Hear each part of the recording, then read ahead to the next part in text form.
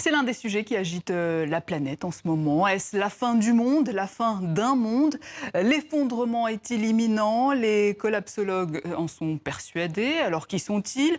Leur thèse est-elle crédible? Sont-ils les nouveaux gourous version 2019? On va voir ça avec le rédacteur en chef du magazine Uzbek Erika trimestriel qui explore le futur. Blaise Mao, bonjour. Bonjour. Et puis en direct de Montréal, Philippe Gauthier, écrivain, chercheur sur les enjeux de la transition énergétique. Bonjour à vous.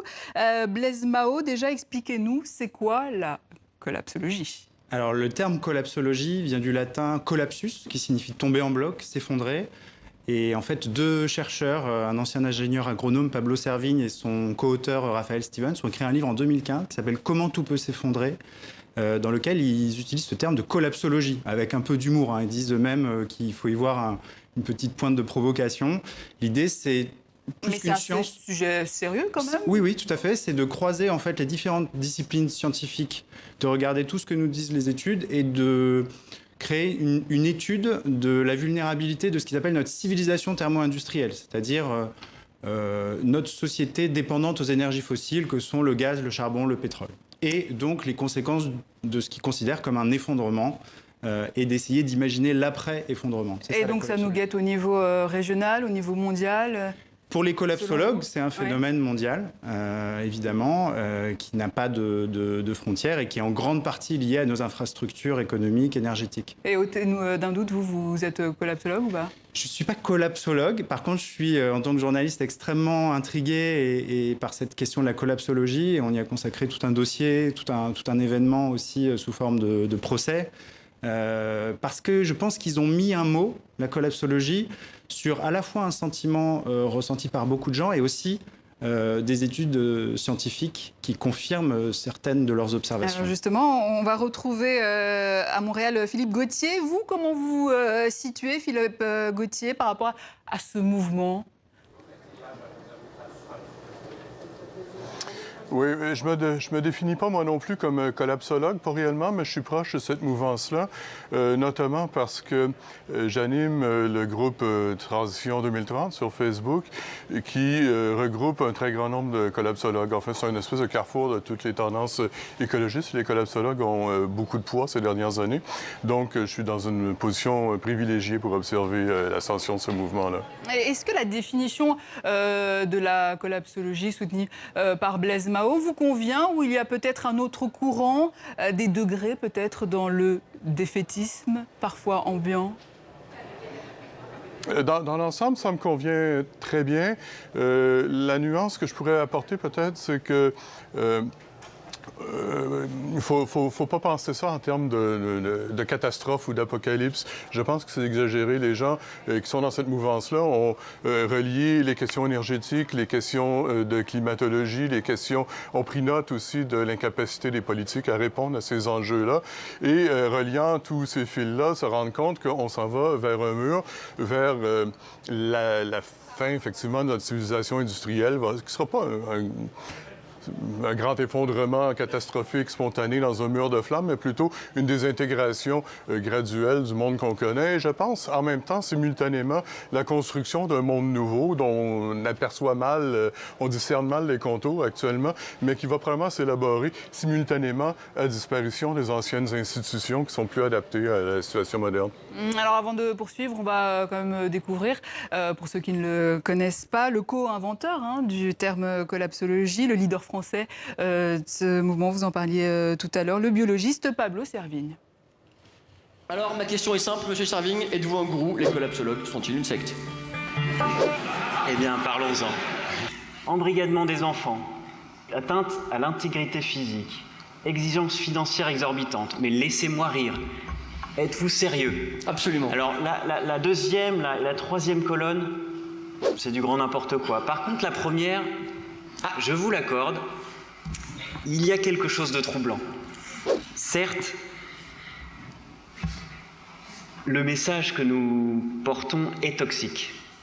Si quelqu'un, vous êtes chez vous, et toque à votre porte, c'est votre voisin, et vous dit « l'immeuble est en feu, le rez-de-chaussée brûle », qu'est-ce qui est toxique? Le voisin ou l'incendie ou le feu?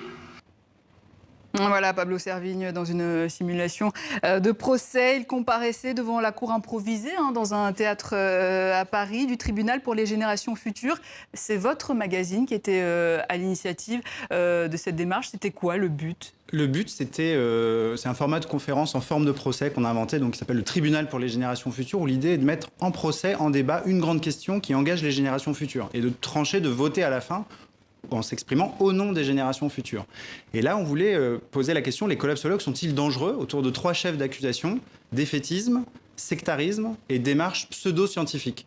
On a beaucoup travaillé les intitulés pour être précis. Oui. Ils ont été acquittés sur 2 des chefs d'accusation. Par contre, ils ont été accusés d'être en pseudo-science non reconnus coupable, défaitistes. voilà, en des pseudo-science sectaires non coupables, Voilà. mais coupables de défaitisme. Ce qui était en jeu, l'idée, c'était évidemment de faire ressortir que les collapsologues font écho quand même à une actualité brûlante, c'est le cas de le dire. On vient de sortir de 2 épisodes caniculaires extrêmement rapprochés. En France, on a eu une actualité aussi cette année entre le printemps climatique, la démission de Nicolas Hulot il y a bientôt 1 an, qui a mis en fait en lumière beaucoup des écrits, beaucoup des avis des collapsologues, et c'était l'occasion de donner en fait une tribune.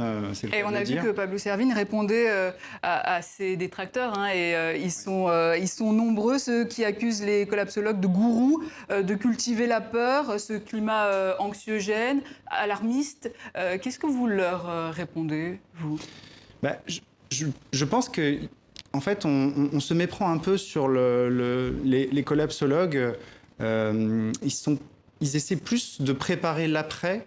Beaucoup essaient plus de préparer l'après que de se préparer à un grand chaos, à un grand choc. Donc intellectuellement, c'est vraiment une démarche intéressante. Après, il ne faut pas nier les capacités d'innovation des hommes, les capacités d'entraide des hommes. D'ailleurs, Pablo Servigne a lui-même écrit un de ses livres sur la notion d'entraide, qu'il appelle l'autre loi de la jungle. Oui, on ne peut pas y arriver tout seul. Non, on ne peut pas y arriver tout seul. Et même les collapsologues qui sortent du système et qui créent des communautés insistent sur cette notion de communauté. Donc leur constat, c'est qu'on ne peut pas y arriver dans les conditions actuelles. Et que donc, il faut inventer d'autres conditions qu'ils expérimentent à des échelles plus locales. Après, je pense que les faits nous rattrapent. Enfin, on est aujourd'hui sur des... les faits scientifiques nous rattrapent. On est aujourd'hui sur des courbes où même si on respecte les accords de Paris, on est sur un réchauffement à 3 degrés. On est plutôt sur la ligne d'un réchauffement à la fin du siècle de 5 degrés. Donc les dernières données scientifiques sont assez alarmantes. On a vu le problème de la pollution plastique tout à l'heure, qui est également préoccupant dans un sujet du journal. Donc je pense que voilà, il y a une urgence qui fait que c'est plus une question de pessimisme ou d'optimisme. Là, l'idée, c'est vraiment, est-ce qu'on actionne très vite la transition énergétique ? Alors justement, par rapport aux faits scientifiques, vous en parliez, Philippe Gauthier, vous êtes chercheur sur les enjeux de la transition énergétique. Est-ce que les collapsologues avancent, quand ils avancent leurs thèses sont basées sur des faits scientifiques? Est-ce qu'on a des preuves que la fin du monde est proche, en quelque sorte? J'aime pas du tout l'expression de fin du monde. C'est pas de ça qu'on parle. Ce qu'on parle, c'est que les conditions matérielles pour entretenir notre civilisation industrielle actuelle ne pourront pas être maintenues très longtemps. Je veux dire, le climat est en train de se dégrader. Les sources d'énergie s'épuisent. Les sources de minéraux, de métaux, tout ça s'épuise assez rapidement aussi. Donc, tôt ou tard, on frappe un mur. Et ça, c'est comme non discutable. On peut se demander quelle date exactement, tout ça, mais c'est pas la question importante. La question importante, c'est que la tendance est là. Une chose que j'aimerais faire valoir, c'est que on sait par une étude américaine sur les collapsologues américains, par un dénommé Schneider-Meyerson, que les collapsologues sont un groupe extrêmement éduqué. Aux États-Unis, 35% des gens interrogés avaient au moins une maîtrise ou un doctorat. C'est des gens qui sont sophistiqués, qui sont habitués à faire des raisonnements, à faire des liens entre des choses et qui arrivent à des conclusions qui sont assez solides. c'est des gens qui ont souvent des backgrounds techniques, ingénieurs, scientifiques ou des choses comme ça. Là où il y a peut-être une faiblesse, c'est au niveau des sciences humaines. Il y a moins de gens en sciences humaines dans ce domaine-là. Et quand on essaie de réfléchir à l'après ou à la transition ou à quel genre de société ça nous mène ou comment ça pourrait se reconstruire ou quels sont les exemples historiques pertinents pour comprendre une période de transition comme ça, là, à mon avis, il y a une certaine faiblesse. En tout cas, il y a tout un fantasme autour de cette fin du monde.